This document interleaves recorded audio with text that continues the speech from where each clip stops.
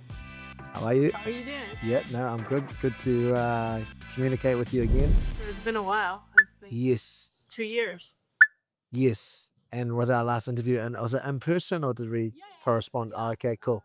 And everything here was closed because you Okay. were reconstructing. Yeah, the gym wasn't really built properly. Yeah. Okay, it cool. was like very different. Remember, that's why we couldn't even record it because it was Yeah. just like.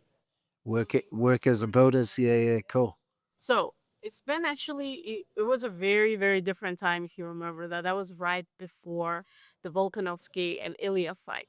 Oh wow, yes. Yeah, and so much has happened since then. Yes, absolutely. You were torn in two minds because you're a big fan of Volkanovski, but obviously Tapura is a fellow countryman, and yeah, you share some ethnicity with him. But yeah, lots happened since then already, eh? Yeah. Yeah. It has done up. Yeah. Maxis being the BMF. Yeah. Yeah.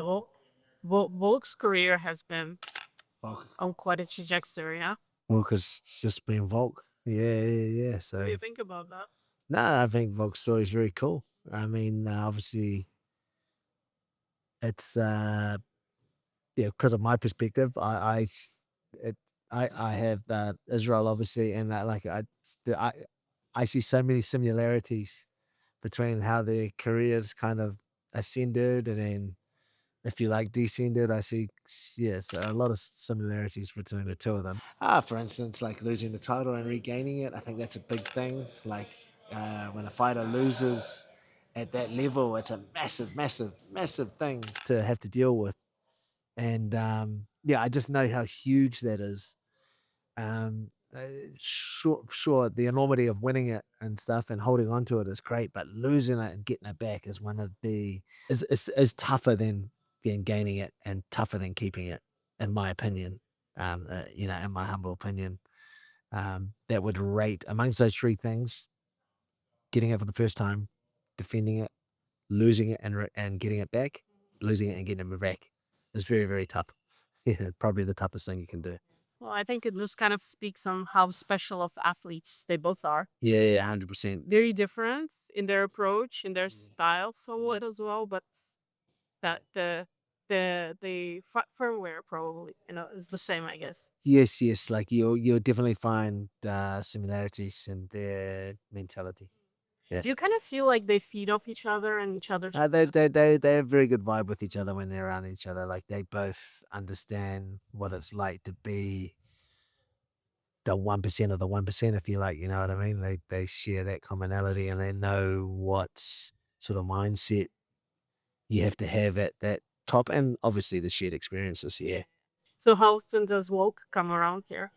He was last year. He didn't come for Lopez. He came for Lopez 1. He did a couple of weeks here. For Lopez 2, given that it was in Australia, it was better just to stay in Australia. I actually didn't corner Lopez 2. My biggest contribution to Volk was never really my input in the corner. It was what I was able to do anyway, and that's like more making contribution to the game plan and stuff. So I've kind of gave back the job that I kind of was looking after to the young man that was originally in charge, Brad Riddell, and they did a great job. Lopez 2 was a success. Yeah. Yep. Yeah. Did you expect it might to go this way? I'm gonna say I definitely thought that Volk was just too. There's too much of a gap between the two fighters for Lopez to make up. But I guess I didn't expect that. I just expected more from Lopez. The boys put together a perfect game plan, in my opinion. In the end, there were big aspects of our game plan that we didn't have to foray into because Lopez didn't seem to have as many adjustments that as we counted on he would having. It was just kind of weird, but I mean, you guys did have like more layers. Yeah. Well, because we were in a difficult position, right? Because it's a rematch and we won last time. How much can you really? Yeah, like we can do a few different things based on the last fight, but Lopez can do a lot of things because we kind of like we had the game. We won. Like we were the victors. Everything kind of went right for us, and then so Lopez really has the card's stacked in his deck. It's like, and then we're at a disadvantage because a lot of we don't have any intel on what he's gonna do, what his changes would be. We know that he has to make changes, and we can take some pretty good guesses. Like that's pretty much our job, is to kind of come up with our best possible guesses of what his adjustments and changes he were going to make. And I think we did a pretty good job of that. Basically, you just had to put our minds, put ourselves in the mind of Diego Lopez and his team and his coaches, and figure out what they'll do to, turn the fight in their favor. And we did that pretty extensively. Like I said, in the end, we probably only really used 30% of our game plan, and we were able to be successful. So we were very happy with the night. Yeah. Oh, it was an amazing performance from Wolf. Yeah. And like, especially it's just so impressive what he and what I kind of like draw parallels with Valentina Shevchenko as well. But they're both older champions, had been on top of their divisions for so long. There's so much tape on them. It's correct. And yet they regained title and they keep defending on them. I just kind of, it's a funny like little thing how they move in parallel as well, because she regained her title against a very very formidable opponent. Someone from the same team too, eh? Yeah. No, I think they're very special athletes. I think any athlete, listen, I know, and I've seen a lot in my however long I've been involved in the sport, and it takes a very, very special athlete to be performing at that level in their mid-30s, because your mid-30s and your mid-20s are they're not the same thing. And I've got athletes here who are 18, 17, 16. It's completely different. I've got athletes who are like in their late 30s, and like they're just not the same. They're just not the same. That's just the facts. And so I respect anybody doing it at that level into their mid to late 30s. It's crazy that they can do it. It just shows how special they are as an athlete. But also like so much of that Volk's regaining his title was made about him being over 35 and him being the first person below 170 who actually managed to do that. So like, that's right. there's so many chapters to the history that gets already written. He just like keeps writing. Absolutely. What do you think? What would you personally like to see next for him? Perhaps if it was up. I mean, if it was up to me, that he would have. He's done. He would have retired there. He would have retired after that. He would have retired after Lopez won.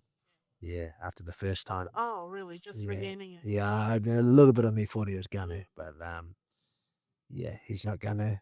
I mean, I think a lot of people expected him to retire now, like their loss in Australia. Yeah, look, it's a very, very difficult thing. It's one of the toughest things to do in the sport. That's why I respect so much people like Khabib. George St. Pierre, I think, did it. John Jones. Somewhat. Ending. Yeah. But yeah. Yeah. At this stage, yeah. I'm not I'm by no means a fan of John Jones, but he to retire on top is one of the most difficult things to do in the sport. But it puts you in a very, very special place if you can do it. If you can do it, it puts you amongst. That's what the 1% of the 1%. It takes you. It makes you immortal. It means you are a champion forever, which is a crazy thing to do. It's a bit of a flex too, right? Because when you retire with the belt, it is, but it's the ultimate. But nobody was able to take it. 100%, but why not? It's the ultimate flex. It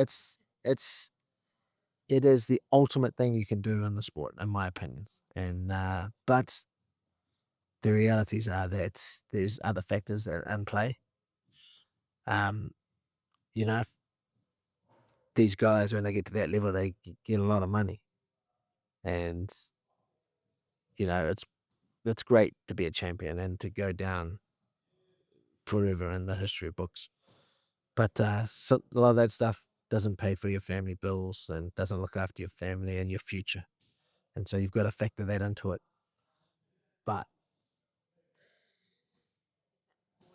yes, look, the people around those champions that don't retire and they go on a skid, this is why the people around you are so important.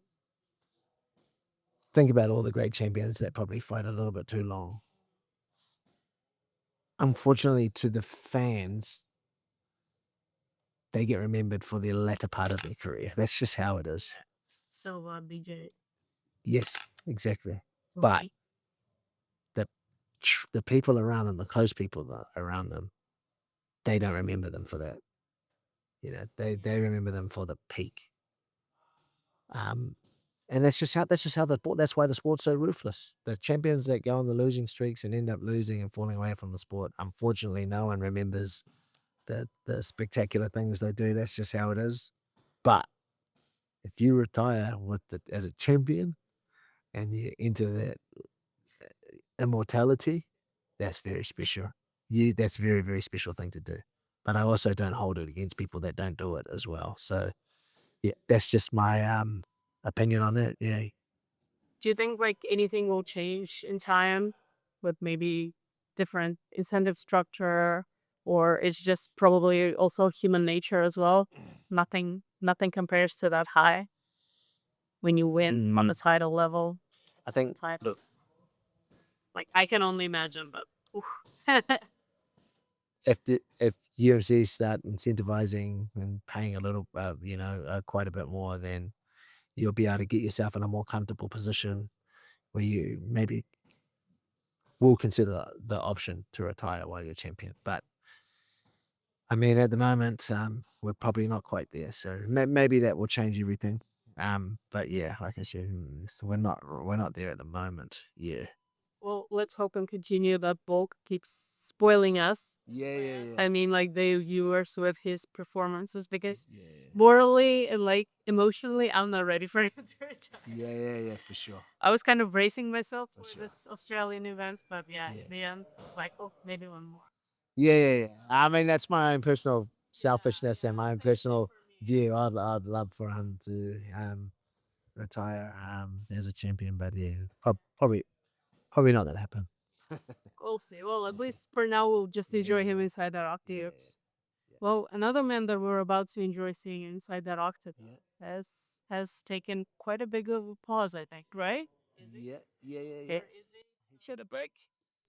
This is probably like the largest break in his career, right? Maybe. I have no idea. Yeah. He last fought in last year in February, in beginning of February, so it's gonna be like 13 months. Wow. Yeah. I had no idea. Yeah, I had no idea. Yeah. But he needs a long break. He's old. He's old like Volk. They're both old men. Yeah, a lot of miles as well. Yeah, exactly. So a long break's not going to be too bad. And that, it all comes down to what these guys do on their break.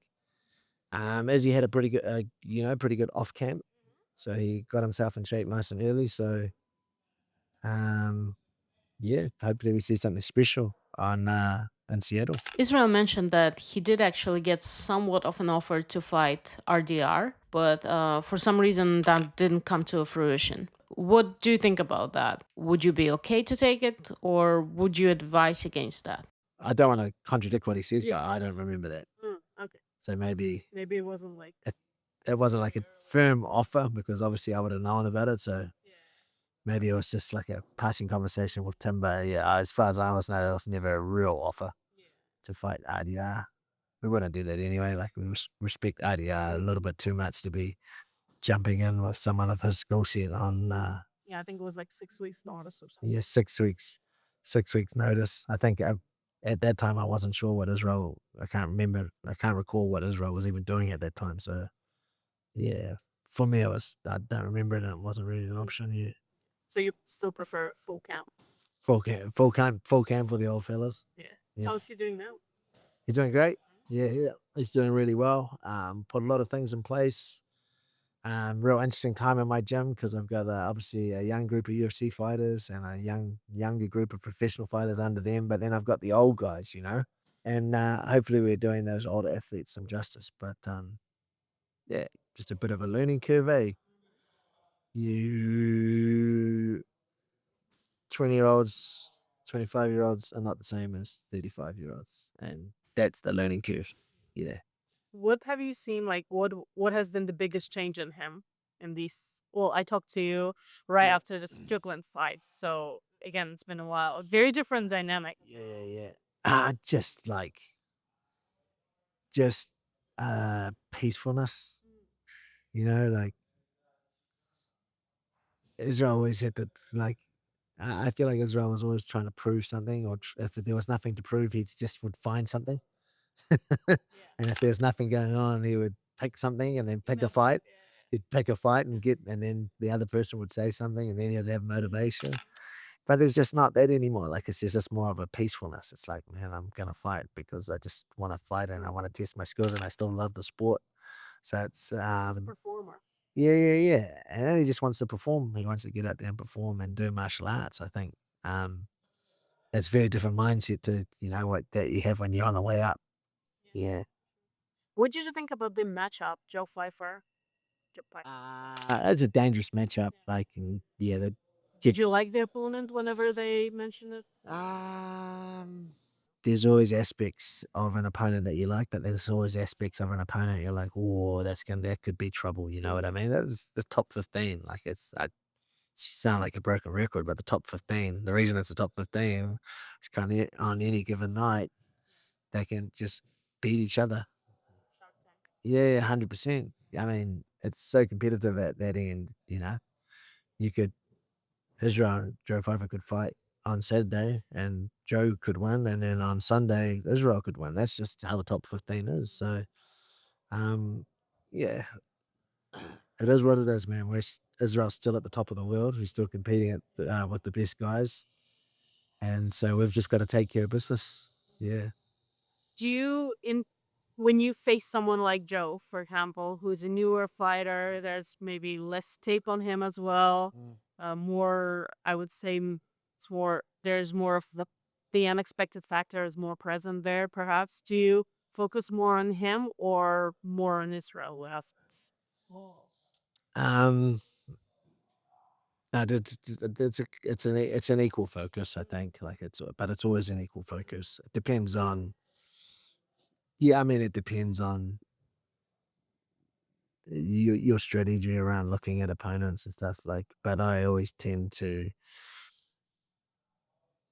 I mean, we as a team only tend to look at an opponent, and we're particularly mindful and always look at them with a reference back to our fighter and understanding the strength and weaknesses and limitations of our fighter, and really looking at the opponent from that perspective. So kind of like in the context of Yeah. seeing Israel. Yes, and I think we do a fantastic job of that, and I think that has assisted us in getting any sort of success in this sport, is knowing the strengths of our fighter relative to the strengths of the weaknesses of the other fighter. It's very easy. It's very easy when you get very good at analyzing video and you do it a lot to just look at a fighter and pull things out from it. But putting all those strengths and weaknesses into context is the more difficult thing. Yeah, so I think that's what we do pretty good around here. So what's fascinating to me is that, as I mentioned, I was here last time after the Strickland fight, and the vibe was very different because Israel had like this worst night at the office possible, right? But then he goes on and he has 2 more fights and he loses again. Now he has 3 losses in a row, which is probably something that he's never experienced before. The strange thing is that he performed quite well in these 2 fights with Imavov and DDP, at least in my personal opinion, before the finish. So what do you think went wrong there? Again, I understand that MMA is crazy and anything can happen. But just right now, reflecting on these 2 fights, do you see any similarities between these losses? Do you think you guys made any similar mistakes? The DDP fight, I'm not really going to talk about that too much because I feel like that would be, it's disrespectful to talk about it, about that fight, because there was like some other factors that just in-house that are just going to stay in-house.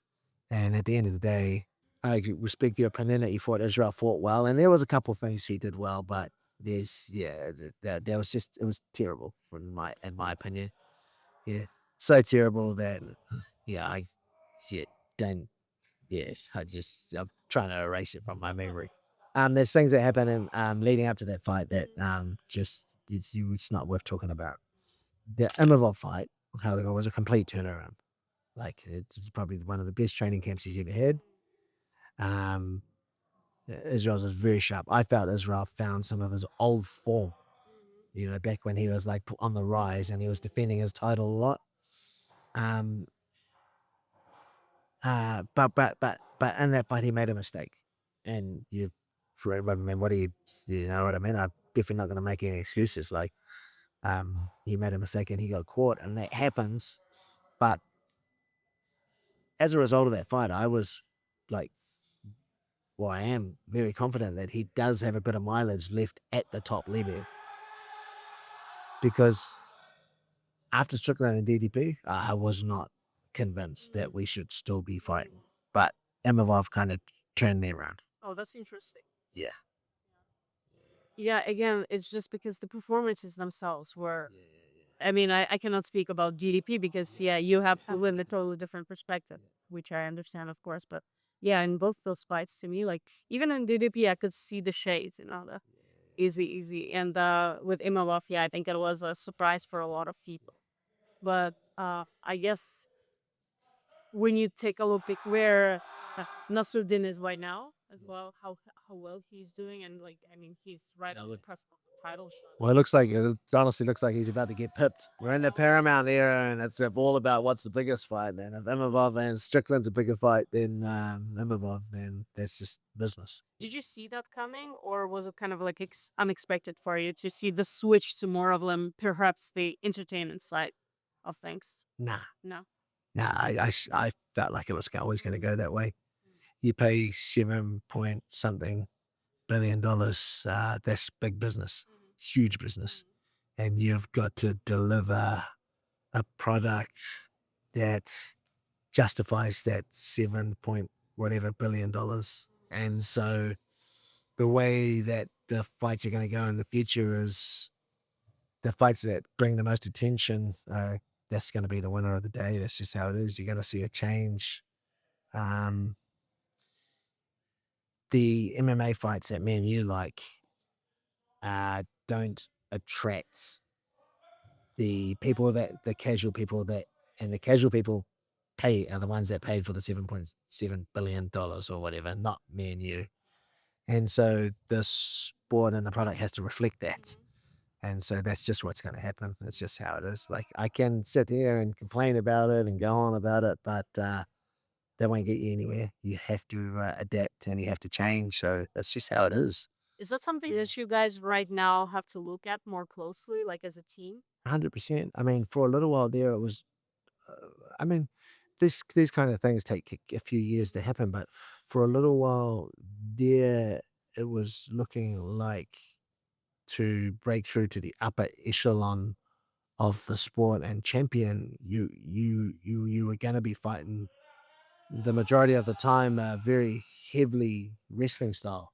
You kind of break through to the top five and the champion, Grinders. Yeah. And so you've got to adapt your environment in the gym to suit that, right? Because you eventually that you're going to be coming up against that style, and everything that you do has to reflect that. You have to see that coming from years out, because you can't be, you can't get a fight with Hamza 8 weeks before it and be working on beating Hamza for 8 weeks. It's just not going to work. So you kind of have to figure out the trends and which way to push the gym and the curriculum and what you're teaching and the subject matter. You have to do that. Like, you have to have an eye for the future in regard to that. But yeah, in my opinion, and I could be wrong, but it's going to move towards a certain kind of style and a particular type of fight.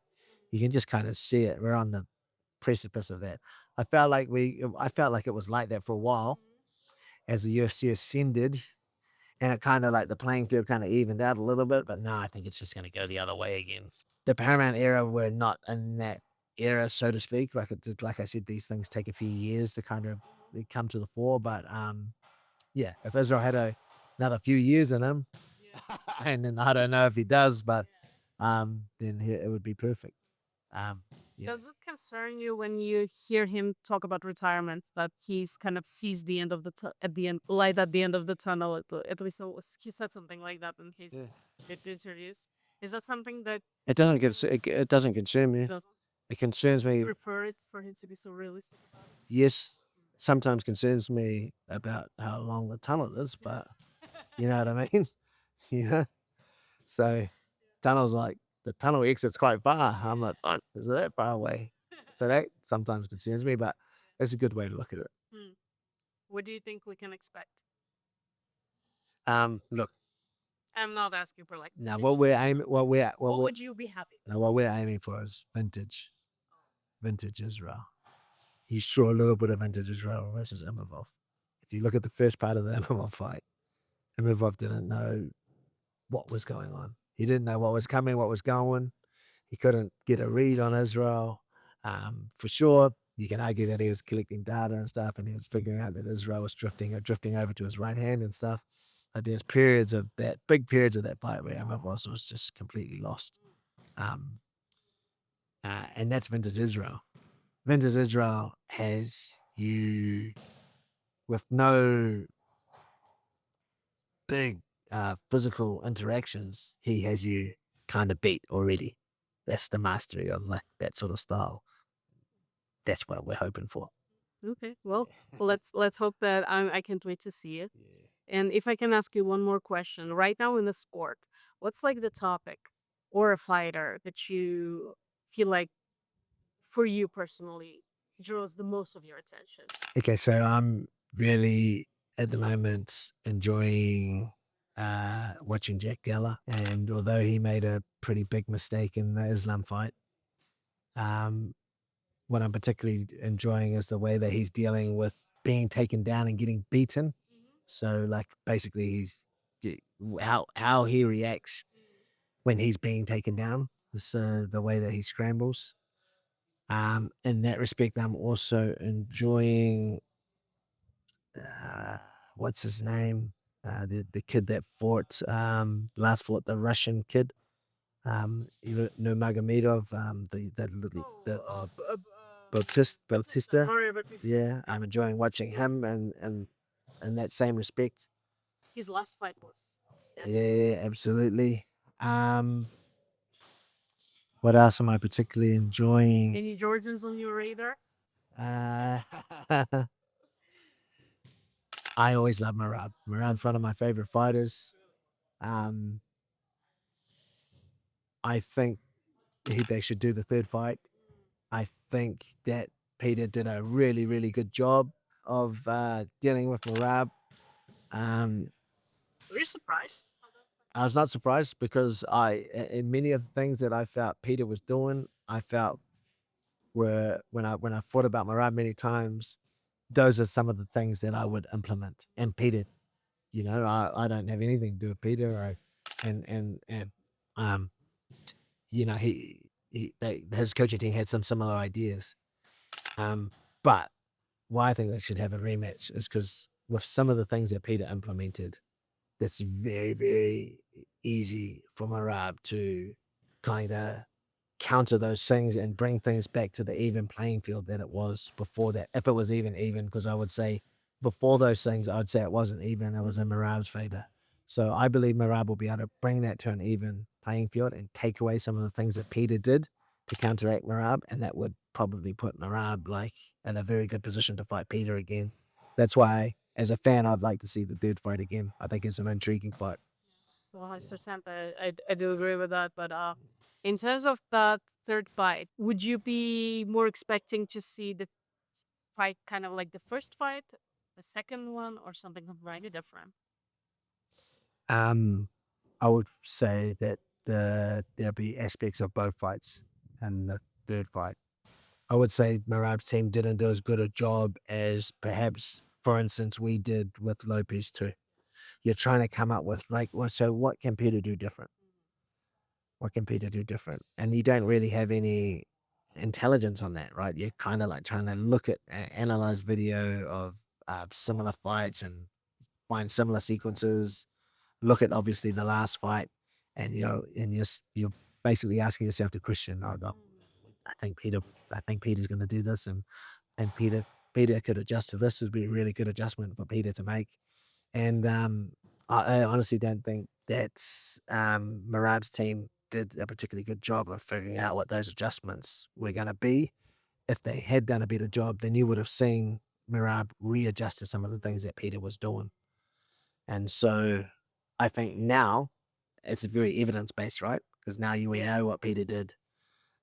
So now it would be very easy for the other team to counteract that. Yeah. You adjust to the adjustments. For sure. It's a potential more. It's a big game of chess. Yeah. Well, let's see how it all plays out. And again, with you guys, we have right now in London, we have fights, right? Yeah, the Balkan Bear is a big heavyweight who's new to the UFC, but he's a spectacular type of fighter. So he'll be in London, and then a week after that, I fly to Seattle. Yeah. Navajo and Israel, and then obviously there's Perth coming on later on. But there's some other big news coming soon out of this gym, I'm sure. We're keeping an eye on Carlos as well. Yeah. Hopefully Carlos gets his what he's been working towards soon. Anyone else we should keep an eye on? You guys had your first Kiwi bantamweight fight, right? Yeah, Lawrence Louis is an excellent professional and a really seasoned professional. It's really cool when you get a guy who's been on a professional circuit for a long time in the UFC. It's very different. They can make a spectacular rise really quickly because they're not being built up in the UFC. They've already done the hard yards. So he's very much, built for that. So he's excited. Well, it's a cool division, so we're looking forward to that. Again, can't thank you enough for allocating your time, and best of luck to the team. And I don't know, I'm here for the next couple of months, so maybe we'll get to do this again. Absolutely. We definitely should. Good to see you. Thank you.